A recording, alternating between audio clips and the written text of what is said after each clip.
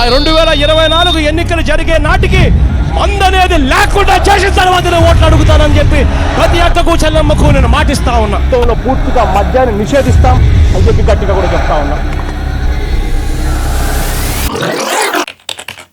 YS Jaganmohan Reddy అనే నేను ఆంధ్రప్రదేశ్ రాష్ట్ర ముఖ్యమంత్రిగా అంతఃకరణ శుద్ధితో ప్రజలందరికీ న్యాయం చేకూరుస్తానని దైవ సాక్షిగా ప్రమాణం చేస్తున్నాను. ఏపీలో నేటి నుంచి కొత్త మద్యం పాలసీ అందుబాటులోకి వస్తోంది. ఇకపై ప్రభుత్వమే మద్యం దుకాణాలను నడపనుంది.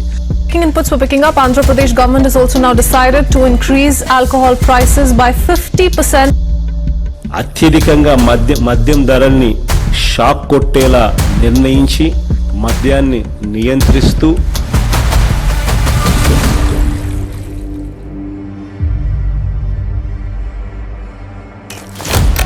ముంబైని గడగడలాడించిన మాఫియా డాన్లు హాజీ మస్తాన్, కరీం లాలా, దావూద్ ఇబ్రహీం ముఠాలు పారిశ్రామికవేత్తలను, వ్యాపారులను, ప్రముఖులను బెదిరించి సొమ్ములు దండుకునేవి.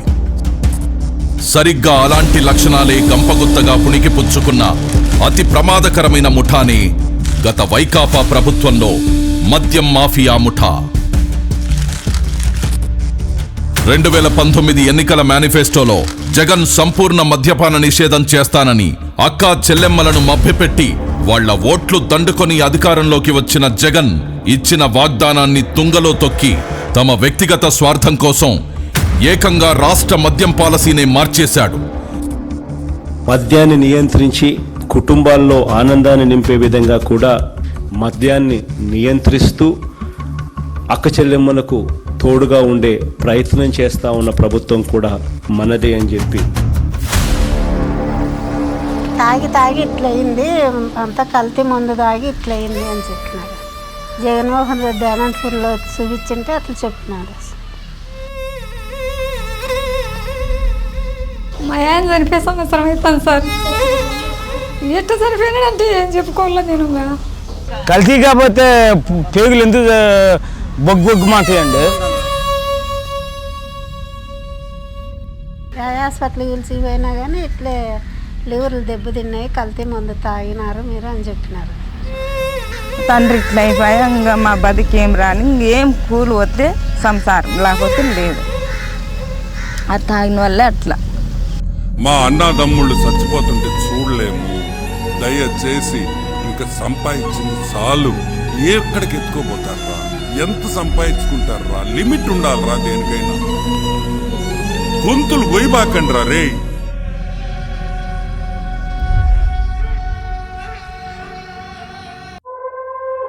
నీచమైన నాణ్యత లేని కల్తీ మద్యాన్ని జనానికి అమ్మి వాళ్ల ఆరోగ్యంతో చెలగాటమాడి 1000 కోట్లు దోచుకున్నాడు. లిక్కర్ సప్లై విధానాన్ని గత వైకాపా పాలకులు తమ చేతుల్లోకి తీసుకున్నారు. ఉన్న లిక్కర్ ఫ్యాక్టరీలను భయపెట్టి బెదిరించి తమ ఆధీనంలోకి తీసుకున్నారు. వాళ్లే కల్తీ మద్యాన్ని తయారు చేసి హోల్సేల్, రీటైల్ దొంగ వ్యాపారం కూడా వాళ్లే చేశారు. ఎక్కడా లేని Andhra gold, president medal, 9 horses, jobs calendar, gold pearls, kings whales, special status, royal right అంటూ రకరకాల బ్రాండ్లు తీసుకొచ్చి విచ్చలవిడిగా అమ్మకాలు పెంచారు.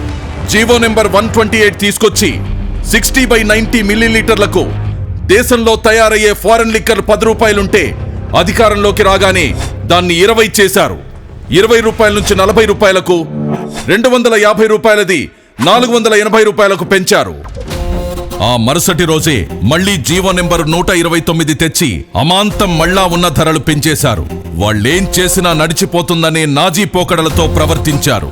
రేటు పెంచితే సగటు ప్రజలు తాగరని వేదాలు వల్లించిన జగన్ రాష్ట్రంలో 72% మద్యం అమ్మకాలు పెంచేస్తూ కొత్త మద్యం పాలసీ ప్రవేశపెట్టాడు. 25,000 కోట్లు మా రెవెన్యూని స్టేట్కే ఇస్తాంటే అది ఎక్కడి నుంచి వచ్చింది? సంవత్సరానికి 25,000 కోట్లు, అంతకుముందు 17,000 కోట్లు ఉండేది. 25,000 కోట్లు క్వాంటిటీస్ తగ్గాయి, రెవెన్యూ పెరిగిందంటే ఎక్కడి నుంచి వచ్చాయి? ప్రజల జీవితాలు గుల్ల చేస్తూ వాళ్ల జేబులు కొల్లగొట్టాడు. రాష్ట్ర ఆదాయం తగ్గినా సరే రాష్ట్ర ప్రజల ఆరోగ్యం ముఖ్యం, పేదల కోసం పాటుపడాలన్న ధ్యేయంతో పనిచేస్తున్న ప్రభుత్వం ఇది. నా తోటి ఫ్రెండ్సే 5 జరిపే ఆంధ్ర గోల్డ్ అంట, 9 హార్స్ అంట, కుర్రం ముందంట, అన్ని డూప్లికేట్ ముందు తయారు చేసి దోపిడీ రాజ్యం అయిపోయింది. మొత్తం స్పిరిటే, ఆ ముందు అయినా ఒకటే, శ్వసం తాగినా ఒకటే అన్నట్టు ఉంటుంది. నిసా ఏమి 15 నిమిషాలకి ఎక్కద్ది, 15 నిమిషాలు గందరగోళం చేసి మళ్ళీ కొనుక్కోవటం, మళ్ళీ లేచి మళ్ళీ ఇంకో కోటకు పోవటం. మా తాత కూడా చనిపోయారు తాగి. ఈ జగన్ ముందే ఇటు చేస్తున్నారు. 2 కోట్ల తాగిన తర్వాత తెసినాడు ఏడితే ఈ పచ్చిపోతలకు వచ్చేస్తుంది. అటు తలకాయ పని చేయక తెరిచేసిన పచ్చిపోతలకు వచ్చి చేసిన అది ఒక రకంగా మెంటల్గా మాట్లాడేది ఒక రకంగా వస్తామని. గత వైకాపా ప్రభుత్వం 5 ఏళ్ల పాటు అమ్మిన మద్యానికి ఎలాంటి డిజిటల్ చెల్లింపులను అనుమతించలేదు. కేవలం నగదు రూపంలో విక్రయించి 99,413 కోట్ల రూపాయల్ని తీసుకున్నారు. ఈ రోజుల్లో తోపుడు బండ్లవాడు కూడా ఆన్లైన్ పేమెంట్ తీసుకుంటుంటే ఏపీ లిక్కర్ షాపుల్లో ఆన్లైన్ పేమెంట్ అనేదే లేకుండా చేసి క్యాష్ అండ్ క్యారీ అన్నారు. అదేమని అడిగిన వాళ్ళని, బిళ్ళడిగిన వాళ్ళని బెదిరించారు. వినకపోతే అరెస్టులు చేశారు, కేసులు పెట్టారు.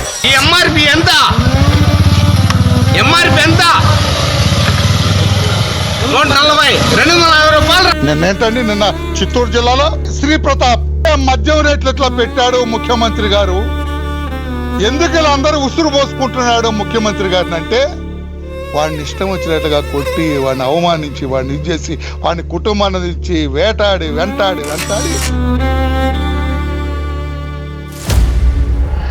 2019లో జగన్ తన వైకాపా ప్రభుత్వం రాగానే 1,000 కోట్లు ప్రజల నుంచి పిండుకోవాలని ప్లాన్ చేశారు. తమ పన్నాగాలన్నీ ఎలా అమలు చేయాలన్న అంశాలన్నీ ఎంపీ మిథున్ రెడ్డి రూపకల్పన చేశాడు. అతడే ఈ స్కామ్ కి మొత్తం రింగ్ మాస్టర్ గా వ్యవహరించాడు. అప్పటి బెవరేజెస్ కార్పొరేషన్ లో అసిస్టెంట్ కమిషనర్ గా ఉన్న సత్యప్రసాద్ ని ఈ కుట్రకి పావుగా వాడుకున్నారు. ముడుపుల దందాపై చర్చించేందుకు సత్యప్రసాద్ ని 2019 అక్టోబర్ 10న తమ నివాసానికి పిలిపించుకొని మద్యం సిండికేట్ కోసం తమకు అనుకూలంగా పనిచేయాలని ఆదేశించారు. ప్రతిఫలంగా ఆయనకు 2023లో ఐఏఎస్ పదోన్నతి ఇస్తామని ఆశ చూపించారు. దానికి లొంగిపోయిన సత్యప్రసాద్ రెండో మీటింగ్ కి గాను 13/10/2019న డిస్టిలరీస్ నుంచి నెలసరి ముడుపులు ఎలా వసూలు చేయాలి అన్న అంశాలపై కీలక చర్చ జరిగింది. మద్యం అమ్మకాల బేస్ ధరపై కనీసం 12% కమిషన్ వసూలు చేయాలని ఎంపీ మిథున్ రెడ్డి ప్రతిపాదించాడు. తన ప్లాన్ పక్కాగా అమలు చేసేందుకు సత్యప్రసాద్, వాసుదేవరెడ్డిలకు కొన్ని మార్గదర్శకాలిచ్చారు. మద్యం అమ్మకాలకు సంబంధించి 2019కి ముందు టీడీపీ ప్రభుత్వం అమలు చేసిన ఆటోమేటిక్ విధానం తీసేయాలని, ఆ స్థానంలో మాన్యువల్ కంపెనీ విధానం తీసుకురావాలని సూచించారు. 2019వ సంవత్సరం రెండో అర్ధభాగంలో డిస్టిలరీల యాజమాన్యాలతో హైదరాబాద్ పార్క్ హయత్ హోటల్లో మద్యం కుంభకోణం రూపకర్తల్లో ఎస్పీవై డిస్టిలరీస్ పూర్వ డైరెక్టర్ అయిన సజ్జల శ్రీధర్ రెడ్డి ఈ సమావేశాన్ని ఏర్పాటు చేశారు. తమ ప్లాన్కు సహకరించకపోతే మద్యం సరఫరా ఆర్డర్లు ఇవ్వబోమని బెదిరించారు.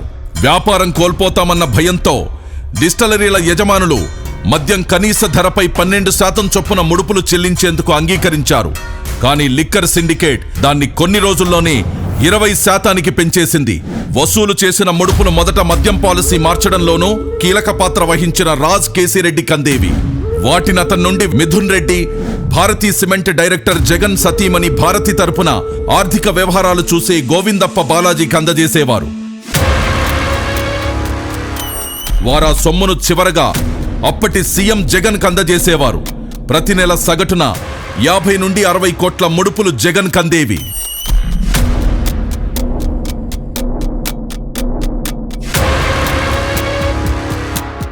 మద్యం విధానం ముసుగులో భారీగా దోచుకునేందుకు ఇమిటేషన్ బ్రాండ్ల విధానాన్ని పాటించింది. జాతీయంగా, అంతర్జాతీయంగా ప్రాచుర్యం పొందిన బ్రాండ్లనన్నిటినీ రాష్ట్రం నుండి తరిమేసిన ఈ ముఠా అచ్చం అవే పేర్లను తలపించేలా 1-2 అక్షరాలు, పదాలు మార్చి పెద్ద ఎత్తున ఇమిటేషన్ బ్రాండ్లు తీసుకొచ్చింది. దొంగలు కలిసి ఊళ్లు పంచుకున్నట్టుగా వాటికేకంగా 30 నుండి 150% మేర మూలధర పెంచేసి ఈ ముఠా సభ్యులు దోచుకున్నారు.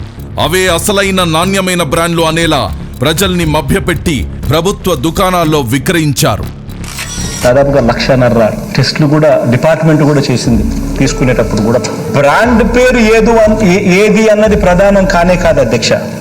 అక్కడ నుంచి ప్రోడక్ట్ వస్తా ఉందా లేదా అన్నదే ముఖ్యం. కానీ ఆ ప్రోడక్ట్కు పవర్ స్టార్ 99 పెడతాడా, లెజెండ్ 99,999 పెడతాడా, లేకపోతే బూమ్ అని పెడతాడా? బ్రాండ్ల కంటే ఈ అనుకరణ బ్రాండ్లకు అధిక మూలధరలు ఖరారు చేసి ప్రభుత్వ ఖజానాను కొల్లగొట్టారు. ఇలా కొల్లగొట్టిన సొత్తంతా రోజు కూలీలు, పేదలు, సామాన్యులు, మధ్యతరగతి కష్టార్జితమే. ఈ పెద్ద మనిషికి బేసిక్లీ అధ్యక్ష ఆంధ్ర రాష్ట్రానికి లిక్కర్ ద్వారా ఎటువంటి డబ్బులు రాకూడదు. ఈ డబ్బులు వచ్చినాయి అని అంటే అక్క చెల్లెమ్మలకు జగన్ మంచి చేస్తాడు, ఆ అక్క చెల్లెమ్మలకు మంచి జరగకూడదు. ఆ మందు అమ్మడము ఎక్కువ తాకుండా ఉండడం నమ్మకుండా ద్వారా అయిపోయింది. మా కష్టాలు ఎంతో కూడుకొని పెట్టుకుని మా దగ్గర లేకుండా అయిపోయింది. ఈ మందు వల్ల మాకు ఎట్లా చూపిస్తుంది. నాకు చాలా బాధ ఇస్తుంది సార్. దయచేసి మందు ఎత్తైంది సార్. మా లాంటి ఆడపిల్లలు బాగా సుమంగలిగా బతుకుతారు సార్. ఇంతే సార్ నేను చెప్పగలిగినది. జనాల్ని చంపకు తినేస్తున్నాడు, హాస్పిటల్ పాలు చేస్తున్నాడు. వేరే ఏం చేసింది ఏం లేదు, వాళ్ళు ఉపయోగపోయే ఏమీ లే. ఉన్న జనాలంతా రాలిపోతున్నారు. ఇంకా నాకన్నా చిన్న వయసు మా అన్నదమ్ముల్లో పాప ఇంకో పాప అని ఉంది. చాలా మంది ఇట్లా చిన్న వయసులే, పెద్దలన్నా కాదు. కలిసి మందు వాళ్ళు చచ్చిపోయినారు సార్. మేమేం చెప్తాం, మా మాట చెప్పినా కానీ లే.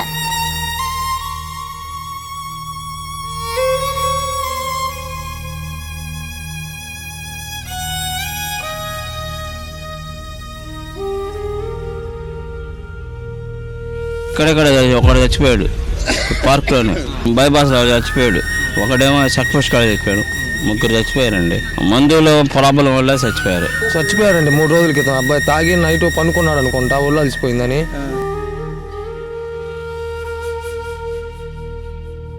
నాసిరకం మద్యాన్ని ఏరులా పారించి ప్రజల ప్రాణాలను హరించడమే గాక ఆ దోపిడీ డబ్బును దాచుకోవడానికి, డిస్టలరీల నుండి ముడుపులు దండుకోవడానికి బంగారాన్ని సాధనంగా చేసుకున్నారు. డిస్టలరీల మద్యం సరఫరాదారుల నుండి 400 నుండి 1000 కోట్ల విలువైన బంగారాన్ని ముడుపులుగా తీసుకున్నారని ఒక అంచనా. బంగారం వ్యాపారులకు కమిషన్లు చెల్లించి వారి ద్వారా ముడుపుల డబ్బును మద్యం మాఫియా ముఠాకి చేరవేశారు. చివరికి ఆ బంగారం డబ్బు అంతిమ లబ్ధిదారుడైన జగన్ ప్యాలెస్ కి చేరేవి. మద్యం కుంభకోణం నిందితులతో కలిసి రాజకీయ వ్యవస్థను నేరమయం చేశారు. మద్యం ముడుపుల సొమ్ముతో కొంత మొత్తాన్ని 200 నుండి 300 కోట్లను గత సార్వత్రిక ఎన్నికల్లో ఖర్చుల కోసం వైకాపా అభ్యర్థులకు పంపిణీ చేశారు. ఆ పార్టీ నేత జగన్ కు అత్యంత సన్నిహితుడైన చెవిరెడ్డి భాస్కర్ రెడ్డి ద్వారా ప్రకాశం, చిత్తూరు, నెల్లూరు జిల్లాల్లోని అభ్యర్థులకు ఈ డబ్బును చేరవేశారు. అలా మరికొంత సొమ్మును సీఎం జగన్ నిర్వహించిన సిద్ధం సభలకు ఖర్చు చేసేవారు. ముడుపుల విక్రయంలో కీలకంగా వ్యవహరించిన ప్రధాన నిందితుడైన రాజ్ కేసిరెడ్డి తన ఈడీ ఎంటర్టైన్మెంట్స్ పేరిట సినిమా నిర్మాణ సంస్థను నెలకొల్పి మద్యం కుంభకోణంలో కొల్లగొట్టిన నల్లధనాన్ని వైట్లోకి మార్చి ఆ డబ్బుతో హైదరాబాద్ శివారులో భారీగా భూములు కొన్నాడు. ఇంకా వ్యాపారాలు, పరిశ్రమల్లో పెట్టుబడులు పెట్టి వైకాపా మన్ననలు పొందాడు.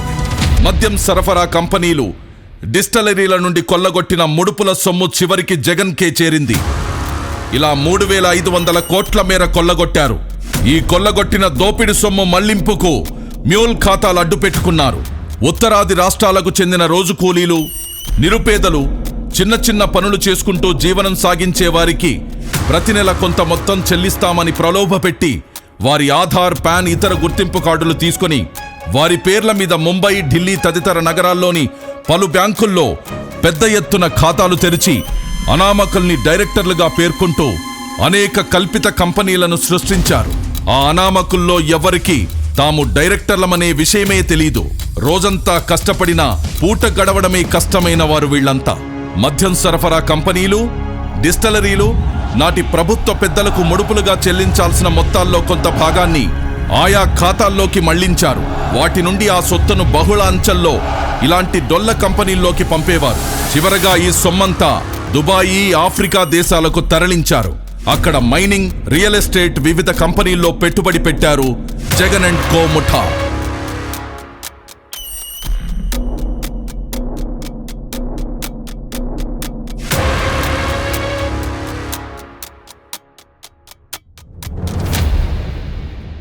నరాలు నిర్వీర్యమై జనం వణికిపోని, కలుషితం తాగి కాలేయం కుళ్ళిపోని, మూత్రపిండాలు మలినమై కృంగిపోని, జవసత్వాలిడిగి కడకు మనిషే మట్టిలో కలిసిపోని.